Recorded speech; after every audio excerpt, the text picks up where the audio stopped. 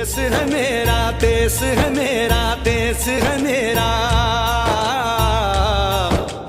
किन्ना सोना देश है मेरा, देश है मेरा, देश है मेरा, देश है मेरा। 15 अगस्त ये सिर्फ तारीख नहीं है, ये हमारे भारतीय स्वतंत्र नौजवानों ने अपने खून का बहाई हुई एक बूंद है। इसलिए मैं आपसे 15 अगस्त के बारे में कुछ बात करना चाहती हूँ, वो आप लक्ष्य देके सुनिए।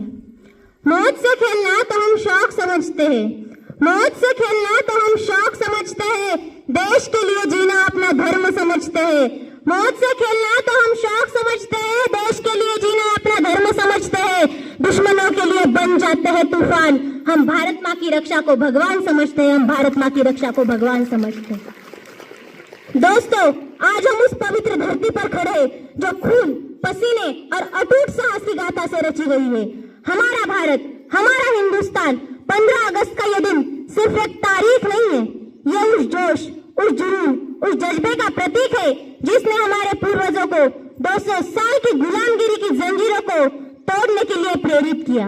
यह कोई साधारण पल नहीं है, यह एक युद्ध नाद है, यह एक हर भारतीय के दिल में छिपे उस योद्धा को जगाने का आह्वान है। और इसी आह्वान को लेके बैठा है हमारा भारत, जिसने हमें आजादी दिलाई।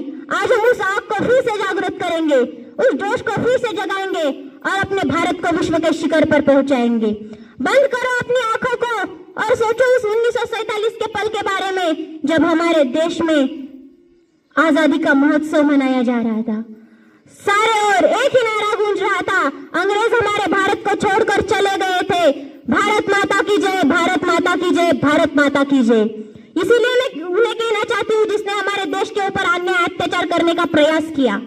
तुमने गीदड़ मारे होगे मगर हाथी नहीं, तुमने गीदड़ मारे होगे मगर हाथी नहीं। हल्की आंधी में बुझ जाए हम वो बात ही नहीं। और सोच बेटे, तुम्हारी गोलियां कम पड़ी थी चलाते चलाते, मगर हम हिंदुस्तानियों की छाती नहीं, मगर हम हिंदुस्तानियों की छाती नहीं। वह समय जब हमारे नायकों ने अपनी जान की बाजी लगाकर हमें आजादी का सूरज दिखाया। सोचो उस माँ के बारे में जिसने अपने बेटे को हंसी खुशी विदा किया सिर्फ क्रांति के लिए, ये जानती हुई भी कि शायद उसका बेटा कभी लौट कर आ सकता है या नहीं। सोचो उन नौजवानों के बारे में जिन्होंने हंसते हंसते फांसी का फंदा चूमा।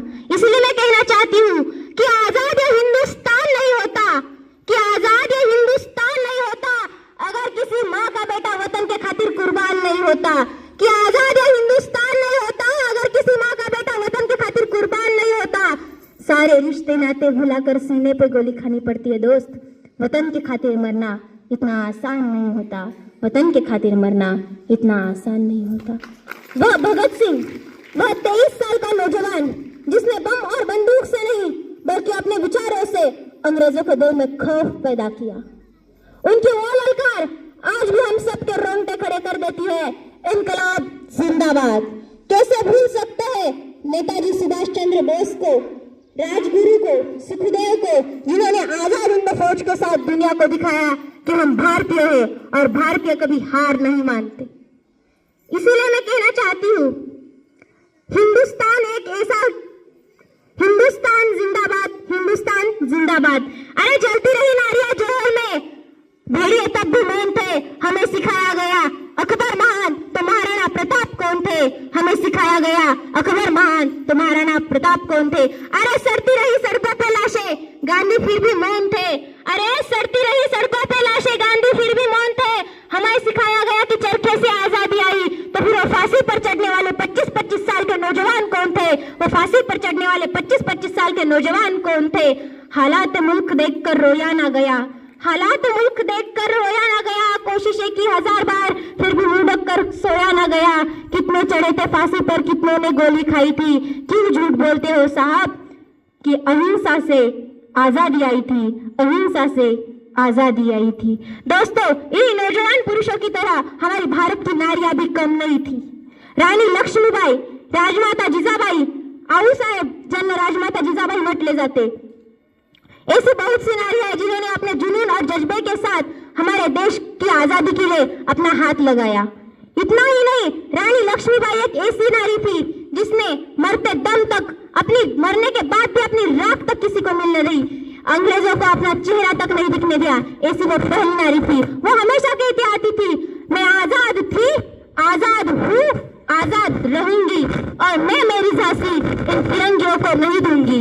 इसीलिए मैं कहना चाहती हूँ, इस तिरंगे की शान को हमें बढ़ाना आता है, इस तिरंगे की शान को हमें बढ़ाना आता है। जो गलत नजर उठाएगा मेरे वतन की तरफ, उसे झुकाना आता है। और हिंदुस्तान की बेटी साहब, इन चूड़े वालों हाथों को हथियार उठाना आता है, इन चूड़े वालों हाथों को हथियार उठाना आता है।